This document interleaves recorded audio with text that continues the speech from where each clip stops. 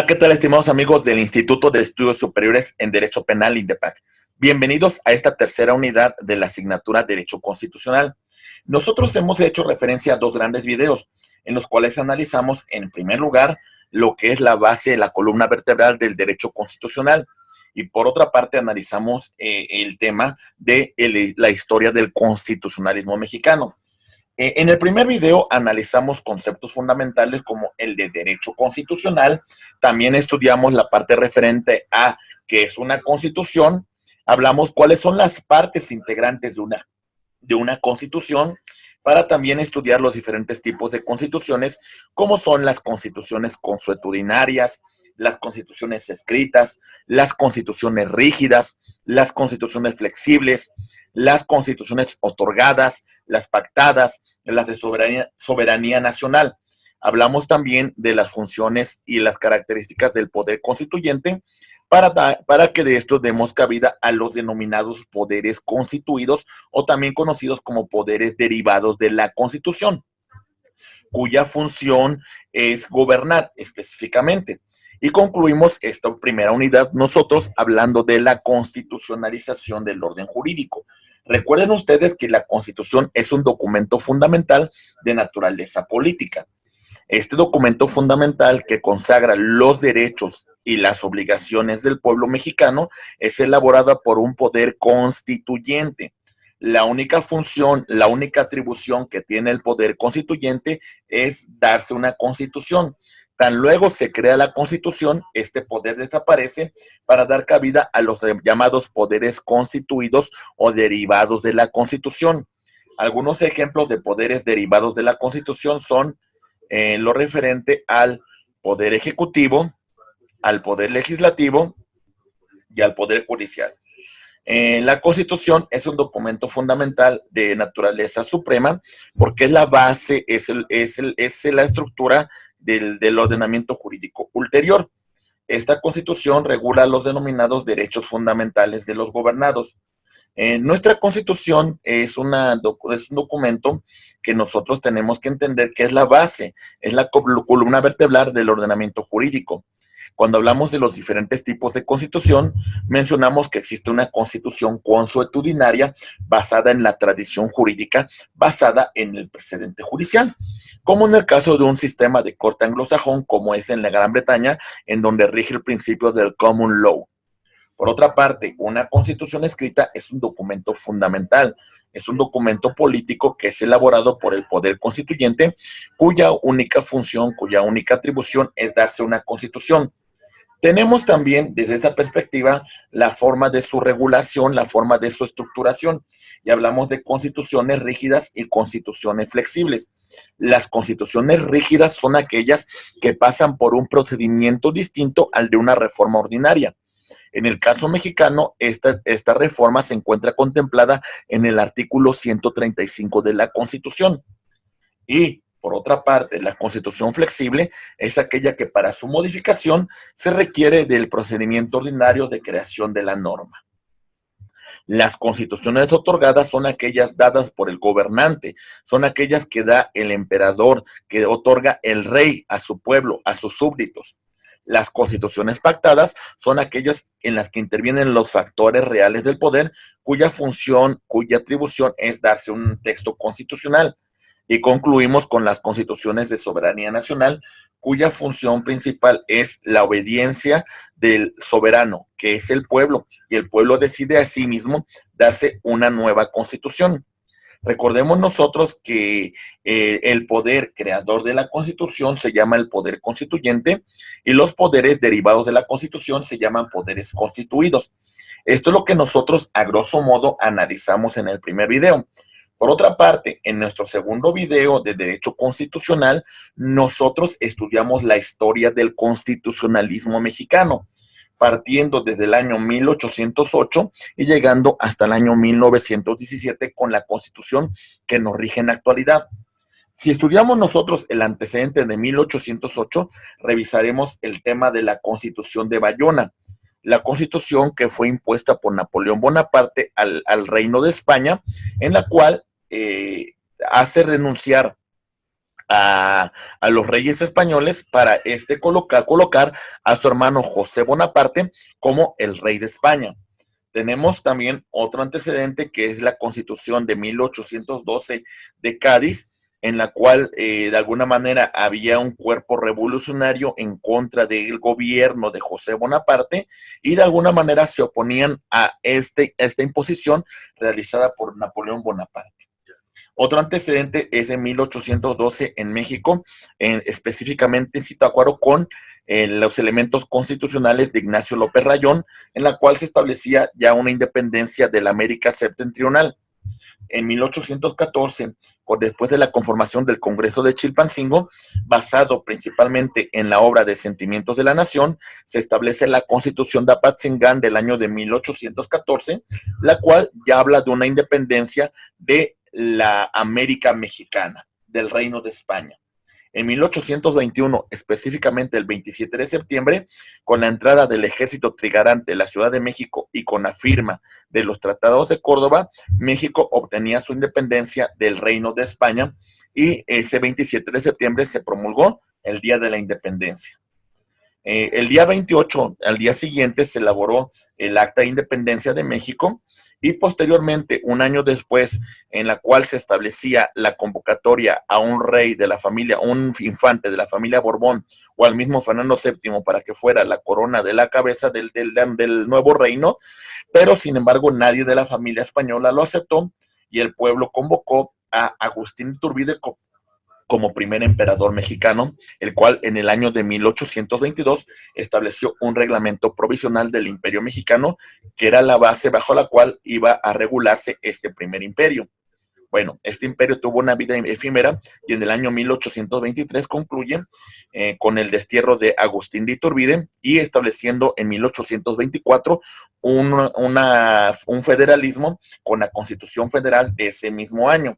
Tenemos que ese primer federalismo tuvo una vida efímera, en la cual con las posteriores convocatorias a congresos, en 1836, con una mayoría de conservadores, se elabora una constitución de corte centralista llamada las 7 leyes constitucionales.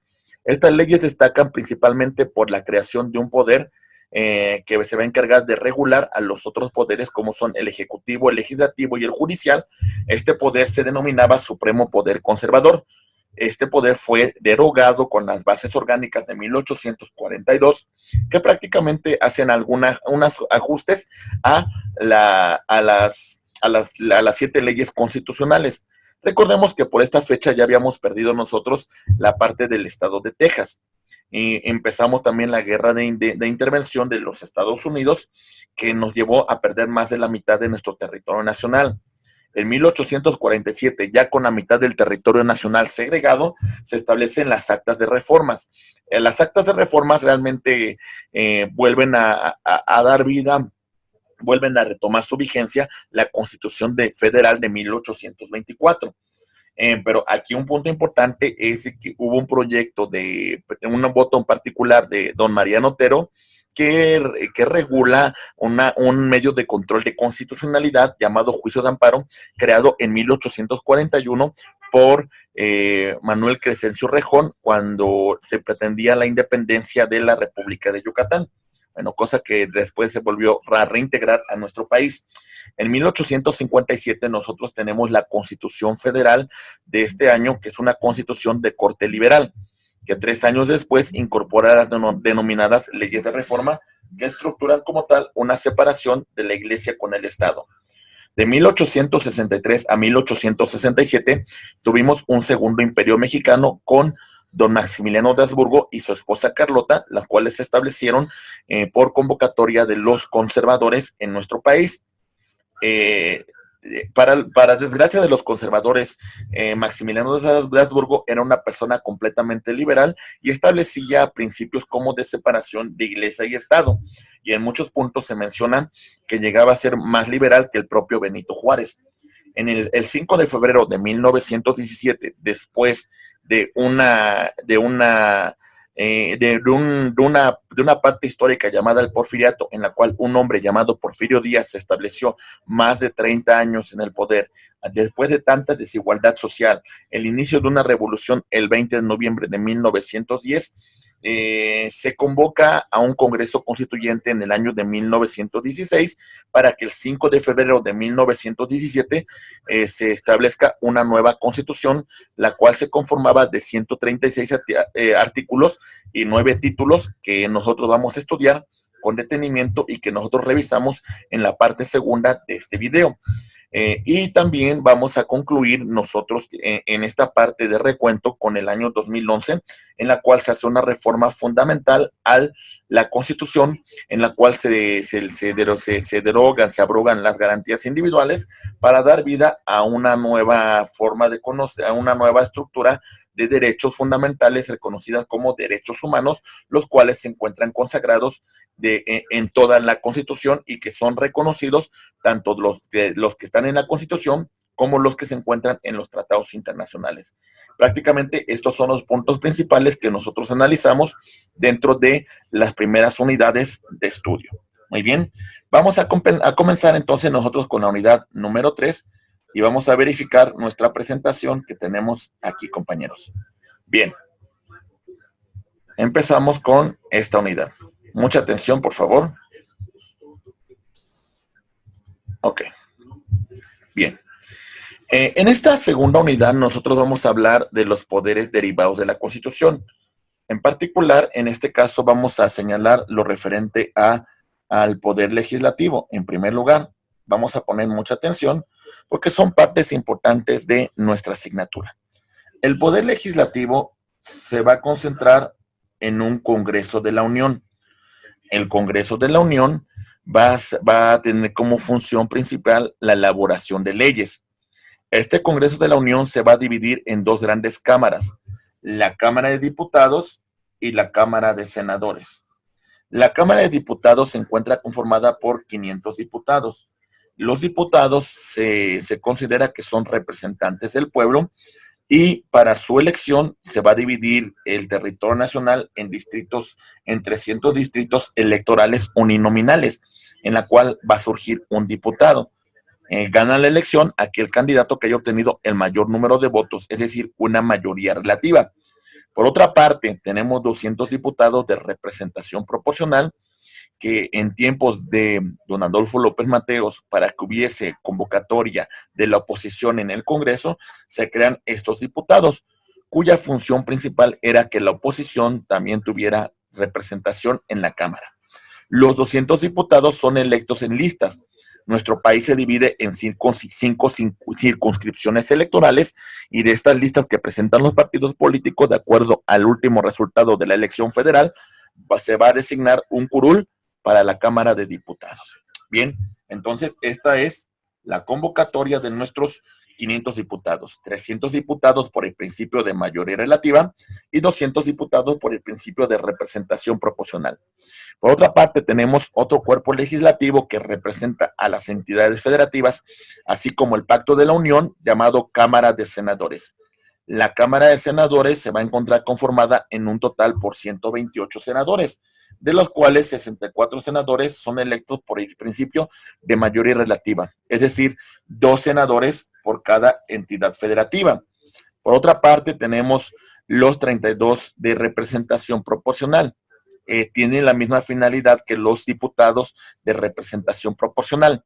Es decir, para que los partidos políticos tuvieran representación en el Senado, se dividía el país en una sola circunscripción electoral y también ellos proporcionaban listas y de acuerdo al resultado de su última elección, se iba a convocar, se iba a dar un curul para la Cámara de Senadores. Tenemos también, por otra parte, 32 senadores de primera minoría, que implicaba que el partido político que hubiese quedado en segundo lugar en una entidad federativa tenía derecho a que se asignara un senador. Entonces, estos van a conformar nuestros 128 senadores que conforman la Cámara de Senadores. Recordemos que también tenemos que existen sesiones ordinarias y en los recesos de la Cámara de Diputados y la Cámara de Senadores vamos a tener nosotros una comisión permanente. La comisión permanente se va a encontrar integrada por 37 legisladores, de las cuales 19 son diputados y 18 son senadores. Entonces, esta es más o menos la estructura que va a conformar nuestro poder legislativo. Bien, vamos a continuar analizando un poco más estos temas. Esperemos que vayan siendo comprendidos por ustedes. Muy bien. Ok. El Congreso de la Unión es la reunión de ambas cámaras. Tienen dos sesiones, una sesión ordinaria y una sesión extraordinaria. Las sesiones ordinarias se encuentran previstas en la Constitución y las cuales vamos a tener la primera reunión que va a operar el 1 de septiembre y va a concluir a más tardar al 30 de diciembre, salvo cuando el titular del Ejecutivo tome poder, que puede concluir el 31 de diciembre. La segunda sesión ordinaria va a empezar el 1 de febrero y va a concluir el 30 de abril. ¿Vale? Si las circunstancias del país de alguna manera requieren la convocatoria del Congreso de la Unión, entonces vamos a tener nosotros nuestras sesiones extraordinarias. Bien, recordemos que en los recesos de la Cámara, de ambas cámaras, vamos a tener nosotros la comisión permanente integrada, como ya hemos mencionado con antelación, con 19 diputados y con 18 senadores. Bien, algunas de las funciones que realiza en particular el Poder Legislativo es la de aprobar las leyes e impuestos. Si se sigue un procedimiento para la creación de la norma, es un procedimiento en la cual hay una cámara de origen, una cámara de revisión, posteriormente la respectiva aprobación del presidente de la República y su publicación en el Diario Oficial de la Federación. Otra de las funciones en particular que realiza el Congreso de la Unión es declarar la guerra en nombre de los Estados Unidos mexicanos, aprobar el presupuesto de ingresos y de egresos de la nación y por otra parte también aprobar o rechazar tratados y convenciones con otras naciones, así como la ratificación de algunas designaciones diplomáticas que realiza el Poder Legislativo, perdón, el Poder Ejecutivo. Entonces, estos son puntos muy importantes que nosotros queremos destacar con ustedes y es muy importante que nosotros conozcamos cómo se encuentra estructurado este poder legislativo que hemos mencionado con antelación. Muy bien, ahora vamos a pasar nosotros al estudio del poder ejecutivo. El poder ejecutivo tiene como función principal la de administrar el país, la de llevar a cabo la administración pública, que se va a dividir para su correcto ejercicio en administración pública centralizada, desconcentrada y descentralizada. El titular del Poder Ejecutivo se va a denominar presidente de los Estados Unidos mexicanos. La duración en su encargo es de 6 años y va a ser electo por el voto directo de mayoría relativa. Es decir, gana la elección aquel candidato que tenga el mayor número de votos. Algunas clases de presidente que es importante que nosotros conozcamos son las siguientes. El presidente electo es el presidente que ha ganado las elecciones y que ha obtenido del Tribunal Electoral del Poder Judicial de la Federación su respectiva constancia de mayoría. Por otra parte, el presidente vigente es aquel presidente que se encuentra actualmente desempeñando sus funciones constitucionales. Tenemos por otra parte un presidente interino que en caso de falta de presidente dentro de los primeros 4 años va a convocar a nuevas elecciones. Y por último, también tenemos el presidente sustituto que va a concluir el mandato constitucional cuando la falta de presidente sea en los 2 últimos años. Este presidente sustituto va a ser designado por el Honorable Congreso de la Unión. Y por otra parte tenemos el presidente provisional que si no se encuentra reunido el Congreso de la Unión, la función de este presidente provisional que va a ser designado por la Comisión Permanente es la de convocar al Congreso de la Unión para que designen un presidente interino que va a convocar a nuevas elecciones. Entonces, estos son puntos que son fundamentales que nosotros como abogados tenemos que conocer a grosso modo. Muy bien. Continuando con este estudio, es importante que nosotros analicemos algunos de los requisitos que se necesitan para ser presidente de la República. En primer lugar, mencionamos que es ser ciudadano mexicano. ¿A qué me refiero con ser ciudadano mexicano? Hijo de padre o madre mexicano. Es decir, pudiese ser hijo de algún extranjero, pero alguno de sus padres ser mexicano, y es el requisito suficiente para ser presidente de la República. Por otra parte, es importante haber residido en el país durante todo el año anterior al día de la elección. ¿Sale? En esta cuestión, nosotros tenemos que tomar en consideración que esta característica es importante para que la persona que ocupe la máxima magistratura de nuestro país conozca la realidad, conozca la necesidad que tiene el pueblo. Otro punto importante es de que el presidente no debe pertenecer al estado eclesiástico ni ser ministro de algún culto religioso. ¿Sale? Porque de conformidad con los antecedentes históricos, nosotros tenemos previsto totalmente una separación iglesia con el Estado. También establecemos que el presidente de la República no tiene que encontrarse en servicio activo y en caso de pertenecer al ejército debe separarse de su encargo por lo menos 6 meses antes del día de la elección. El presidente de la República no tiene que ser, no tiene que haber ser secretario de Estado ni subsecretario de Estado, a menos que se separe 6 meses con antelación de su encargo, pues para evitar de alguna manera que exista algún conflicto de intereses. Bien, una vez que hemos analizado los requisitos que nos establece nuestra Constitución para ser presidente de la República, vamos a verificar nosotros algunas de las funciones que realiza el presidente de la República. El presidente de la República, solamente por mencionar algunas, tiene las siguientes funciones. En primer lugar, vamos a señalar el tema de formular y ejecutar las leyes que y ejecutar las leyes que expida el Congreso de la Unión. Recordemos nosotros que también el presidente de la República puede presentar iniciativas que van a pasar a discusión por ambas cámaras.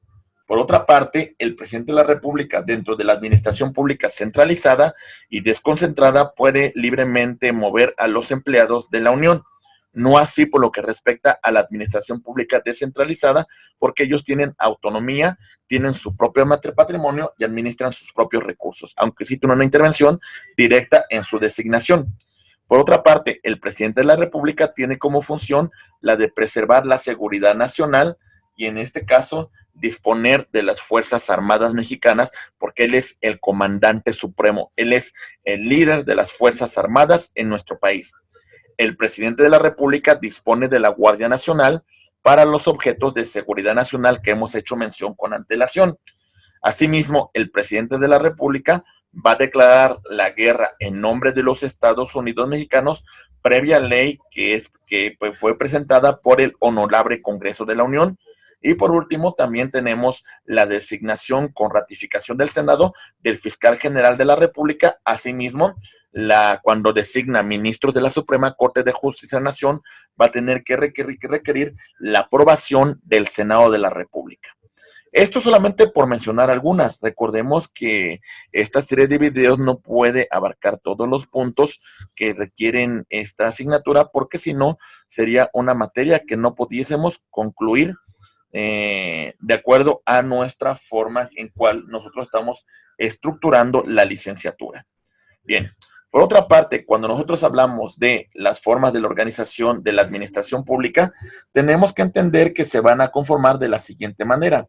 Tenemos el poder central, en la cual todo parte de un poder supremo, un orden jerárquico que va a ser el titular de la administración pública y va a mantener la unidad del poder, de la unidad de la función administrativa. La centralización es una cuestión de función administrativa en las cuales los órganos se encuentran en un órgano jerárquicamente dependiente de la administración pública. Mantienen una unidad de acción y coordinan el poder central. La desconcentración es otra función de la administración pública en la cual hay una transferencia de cierto poder de un órgano superior a un órgano inferior. De alguna manera hay todavía una relación de jerarquía y subordinación. Y por último, el tema de la descentralización es un tema que se aleja de la jerarquía administrativa porque esta persona moral de derecho público contiene una competencia, una autonomía jurídica, económica, orgánica y técnica, además de que tiene su propio patrimonio, administra su propio patrimonio. Solamente esto por mencionar algunas formas de organización administrativa dentro de nuestro estudio del poder ejecutivo. Muy bien. Para concluir esta unidad, nosotros vamos a estudiar lo referente al poder judicial. El poder judicial tiene como función principal la de la resolución de conflictos, la del pronunciamiento de la ley, la de resolver controversias con fuerza vinculante. Recordemos que este Poder Judicial de la Federación se va a encontrar conformado por la Suprema Corte de Justicia de la Nación. Esta Suprema Corte de Justicia de la Nación es el órgano supremo a nivel jurisdiccional en nuestro país. Por otra parte, tenemos también el Tribunal Electoral del Poder Judicial de la Federación, que es un órgano especializado, es un órgano cuya función principal es la referente al tema electoral. También se encuentra conformado por tribunales de circuito, que vamos a mencionar un poco más adelante sus características, y asimismo el tema de los juzgados de distrito y el Consejo de la Judicatura Federal. Empezamos con la Suprema Corte de Justicia de la Nación. Es el órgano supremo. Este órgano supremo a nivel jurisdiccional se va a conformar de un pleno, el cual se encuentra integrado por 11 ministros. Uno de estos ministros será su presidente. Asimismo, tenemos dos salas, la cual se conforma cada una por 5 ministros. El presidente de la Suprema Corte de Justicia de la Nación no va a integrar como tal una sala. Algunos de los medios de control de constitucionalidad que conoce la Suprema Corte de Justicia de la Nación son el juicio de amparo. ¿Vale? Tanto en su doble competencia, en amparo indirecto y en amparo directo. ¿Vale? También conocerá de forma directa el tema de las denominadas acciones de inconstitucionalidad y el tema de las controversias constitucionales. La primera regulada por el artículo 105, fracción 2, y la segunda, artículo 105, fracción 1 de la Constitución. ¿Vale? Muy bien. Ok. La Suprema Corte de Justicia de la Nación muchas veces se ha dicho si realmente es un verdadero tribunal constitucional. Debemos de destacar que realizan muchos actos que efectivamente se encuentran dentro de la clasificación de un tribunal constitucional, aunque sigue teniendo competencia de tribunal de legalidad. Pero bueno, esos son puntos que serán analizados con posterioridad en otra asignatura. El Tribunal Electoral del Poder Judicial de la Federación es el órgano supremo en materia electoral. Resuelve conflictos electorales que se suscitan en las elecciones de presidente de la República, de diputados federales y de senadores, aunque también conoce de los recursos que se presentan en las elecciones locales a través del juicio de revisión constitucional. Vamos a ver que este Tribunal Electoral del Poder Judicial de la Federación se conforma de una sala superior que esta trabaja todo el año dentro de la Ciudad de México, funciona de forma permanente. Y por otra parte tenemos las salas regionales, las cuales van a actuar solamente durante las jornadas electorales. Estas se encuentran distribuidas en 5 ciudades del país, como son la ciudad de Monterrey, la ciudad de Guadalajara, la ciudad de Toluca, la ciudad de Jalapa y la Ciudad de México. ¿Vale? Estas solamente van a funcionar durante las jornadas electorales. Por otra parte, tenemos a los tribunales de circuito, los cuales vamos a dividirlos en 2. Tribunales unitarios de circuito y tribunales colegiados de circuito. Los tribunales unitarios de circuito son los superiores jerárquicos de los juzgados de distrito cuando estos actúan como jueces de procesos federales. Y por otra parte, los tribunales colegiados de circuito son el órgano superior jerárquico del juzgado de distrito cuando actúa como un juez de amparo. Además que tiene una competencia directa en el denominado amparo directo, el cual procede contra sentencias definitivas, laudos y resoluciones que ponen fin a juicio. Los tribunales unitarios de circuito se encuentran conformados por un solo magistrado, mientras que los tribunales colegiados por 3 magistrados. ¿Sale? Muy bien. Otro punto importante son los denominados juzgados de distrito, que como ya hemos hecho mención con antelación, van a tener competencia tanto como jueces de procesos federales como jueces de amparo. En el tema de amparo va a conocer de la tramitación del amparo indirecto. Por otra parte, también tenemos un órgano de naturaleza administrativa dentro del Poder Judicial de la Federación, que es el denominado Consejo de la Judicatura Federal, cuya integración se encuentra conformada por el presidente de la Suprema Corte de Justicia de la Nación, que va a ser quien la va a presidir. Por otra parte, tenemos 2 consejeros designados por la Cámara de Senadores, un consejero designado por el presidente de la República y 3 consejeros designados por el Pleno de la Suprema Corte de Justicia de la Nación. Cabe destacar que este Consejo de la Judicatura va a tener competencia para establecer sanciones, para regular el nombramiento, la designación de jueces de distrito, de magistrados de tribunales unitarios y de tribunales colegiados. No va a tener competencia por lo que respecta al Tribunal Electoral del Poder Judicial de la Federación, ni tampoco en el tema de la Suprema Corte de Justicia de la Nación, porque ellos van a regirse de forma autónoma. Muy bien. Pues bien, estos son algunos aspectos importantes que nosotros destacamos dentro del estudio de esta asignatura Derecho Constitucional. Es muy importante que conozcamos la competencia que van a realizar estos órganos constituidos o derivados de nuestra Constitución. Bien, estimados amigos, entonces, ¿qué analizamos en esta unidad? Nosotros analizamos la conformación del Poder Legislativo. La función principal que tiene el Poder Legislativo es la elaboración de leyes. Dentro de este Poder Legislativo, nosotros mencionamos algunas funciones importantes como son la de la elaboración de leyes, la de la aprobación de impuestos, la de la aprobación, la declaración de guerra, aprobar el presupuesto nacional, aprobar tratados internacionales, designar, ratificar algunas designaciones que realiza el Ejecutivo Federal. Se va a conformar por un honorable Congreso de la Unión, el cual se va a dividir en 2 cámaras, Cámara de Diputados y Cámara de Senadores. Y en sus recesos va a actuar una comisión permanente que se encuentra conformada por el tema de 19 senadores y de 18 diputados. Muy bien, perdón, al revés, 19 diputados y 18 senadores. Por otra parte, nosotros analizamos al presidente de la República, que se encuentra representado por el presidente de la República, que es electo por un periodo de 6 años a través de una elección directa y a través de un voto por mayoría relativa. Mencionamos algunas clases de presidente, como son el presidente electo, el presidente vigente, el presidente interino, el presidente sustituto y el presidente provisional.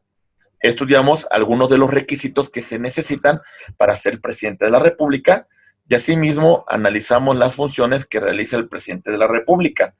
Estudiamos las formas de la administración pública como son el poder central, la administración pública centralizada, la desconcentración y la descentralización. Por último, concluimos nosotros con el estudio del Poder Judicial, estudiando la estructura de la Suprema Corte de Justicia de la Nación, el Tribunal Electoral del Poder Judicial de la Federación, los tribunales de circuito como son los unitarios y los colegiados, la función que realizan los juzgados de distrito en su competencia de jueces de procesos federales y jueces de amparo, y concluimos con el análisis y estructura del Consejo de la Judicatura Federal. Estimados amigos, con esto vamos a concluir esta tercera unidad, agradeciendo de antemano la atención que ustedes han tenido a lo largo de esta serie de videos que hemos presentado con mucho gusto para ustedes. Muchas gracias y estoy a sus apreciables órdenes.